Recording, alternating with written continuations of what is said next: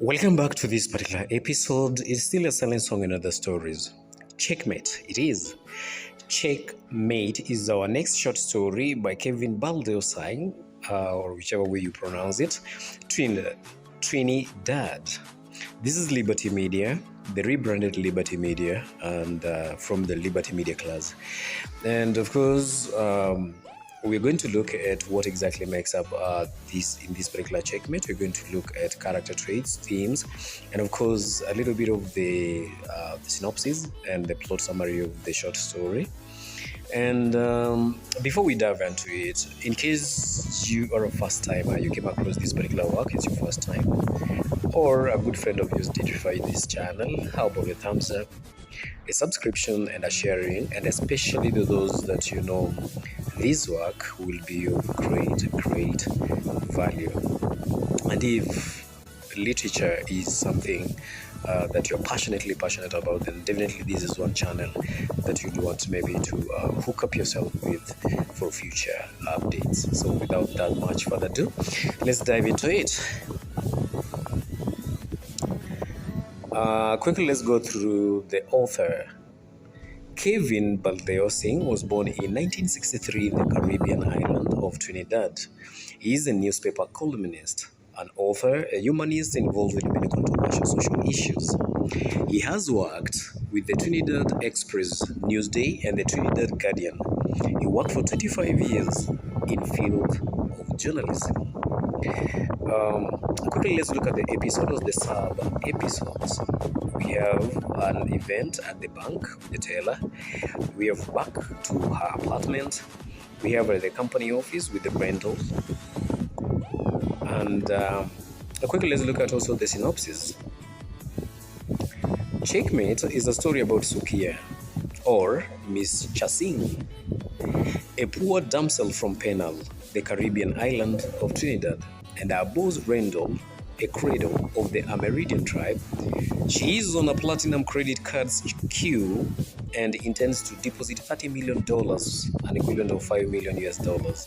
But there is a mistake that throws her into panic and dilemma. Sukia is an executive corporate secretary recently promoted, and her salary raised tenfold. $50,000 go into her savings account each month end, but the money does not show her actual income. She avoids the bank manager, for she has accumulated more and more, and her deposits are pretty frequent and high.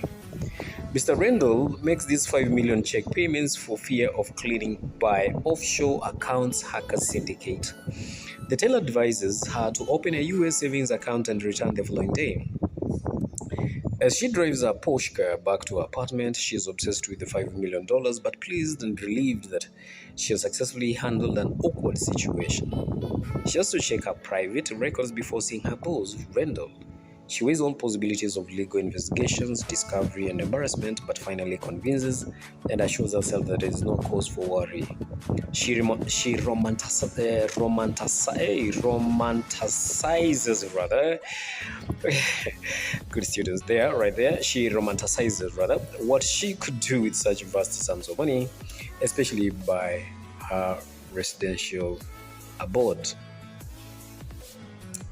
Rendell has her as a corporate secretary who draws up contracts, studies conveyances, and writes legal opinions. However, her critical role, for which she is handsomely paid, is to create loopholes in such documents, including the sale of methanol company to the Chinese government. Rendell is also a major campaign contributor. Thriving in such an environment, the poor girl suddenly turned prosperous, is delighted that she has accumulated a lot.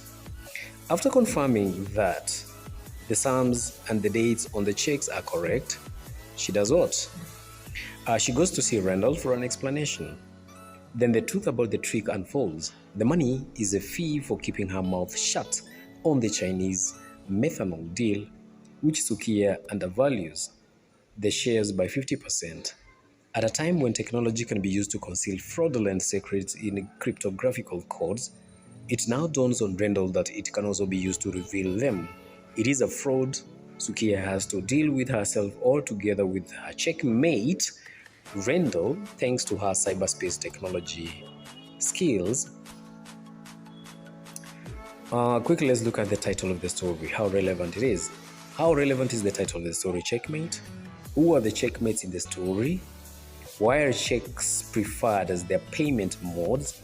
How do the checkmates exploit contracts, complexity, and detailed nature to commit fraud?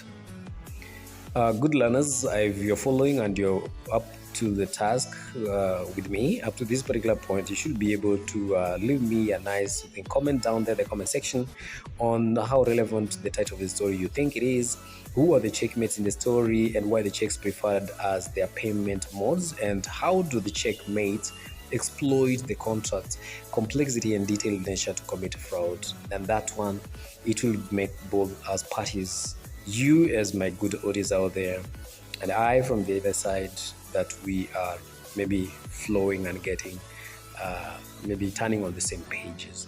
And then we're going to be looking at the exploration and analysis of the existence of the following themes: corruption or fraud or bribery. We'll also be looking at deceit and betrayal and loyal checks. This one I'll take you through, good learners. And let's start with the first one, the thematic concerns, and that is the corruption, fraud, and bribery. Good learners, this one I'm working on the premise that you've read the text. And if you haven't, it's high time that you read so that all the things that we say here will be relevant. So quickly, corruption. The banks and the government will surely unravel and nab the cartel's underhand deals in cryptocurrency camouflaged in the check deposits and contracts. That is found on page 108. The first eyebrows are raised when the bank teller repeats the question, "Mrs. Chasing, do you want the $30 million deposited in your savings account?" That is on page 67. Or would you prefer to open a US dollar account? Page 98. The official deductible salary standard for a top executive does not show in her actual income through platinum credit cards. Sukiya has accumulated over $10,000, an amount that she deposits 5 times every month. That is on page 99. She avoids encounters with the bank managers, for a bank manager might wonder how a $50,000 a month salary becomes $7 million in savings within 6 years. He would know enough to make some educated guesses. That is on page 99. The bank teller reminds Ms. Chasing that the check is for $5 million, US equivalent to 30,242,000 Trinidad and Tobago dollars. She is responsible for moving vast sums through various channels when the oil and gas boom starts and money flows into the company. Sukiya will need to provide the source of funds, of course. Randall had watched too many movies where unrealistically cunning criminals cleaned out businessmen offshore accounts by hacking into them. Ironically, when Sukiya, a lawyer, is hired as a corporate secretary to detect and close financial loopholes in documents, she gets paid the largest checks for creating such loopholes. The 5 million checks that she gets, she assumes, is her fee for having drawn up for sale of the methanol plant by Randall. It could be a surprise bonus, but now, according to Randall, it is her fee for keeping her mouth shut during the deal. Then the truth about the trick unfolds. The money is a fee for keeping her mouth shut on the Chinese methanol deal, which Sukiya undervalues the shares by 50%. That is found on page 107 and 109. It is a deal that the Chinese considered protocol even with the bribe. It is clear that the fraud committed both inadvertent and deliberate, and inadvertent and deliberate are rewarding, but eventually the perpetrators will have to pay dearly.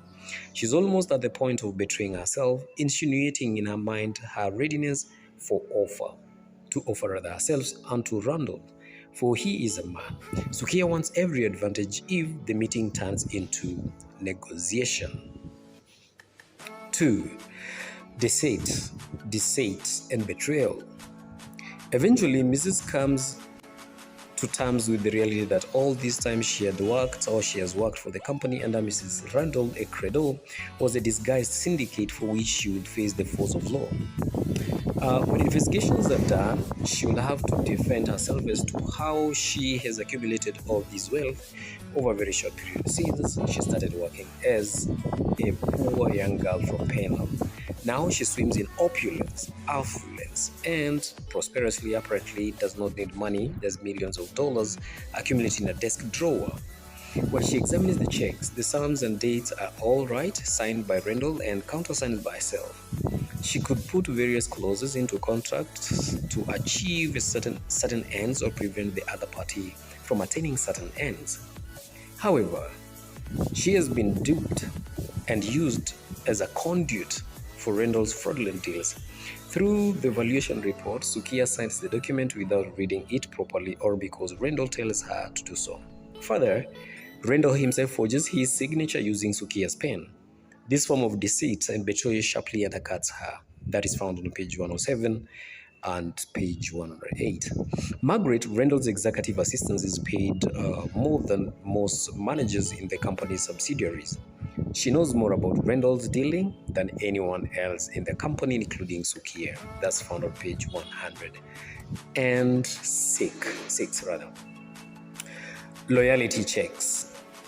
Okay, and that also marks the end of this. It will mark this. It seems that everything throughout the story is conducted in terms of checks. Asked about the checks amounts, the figures runs automatically through her head, page 101. Sukiya has to fly from Trinidad to Grand Cayman to deposit checks to her account every 2 months. She keeps both her US and TT checks in the same drawer, which is how the mix-up occurs. A very big thank you at the end of that one to Abigail Sherlock. They are my tiny little details. SherlockJohn@gmail. You can reach me through that one for further clarifications and inquiries, or you can directly reach me through the details, the phone details that are patched down there. But above all, how I wish that this work you find it useful, and may it be a guide through your work of literature, especially if literature is this one thing that you're passionate about. Cheers for now.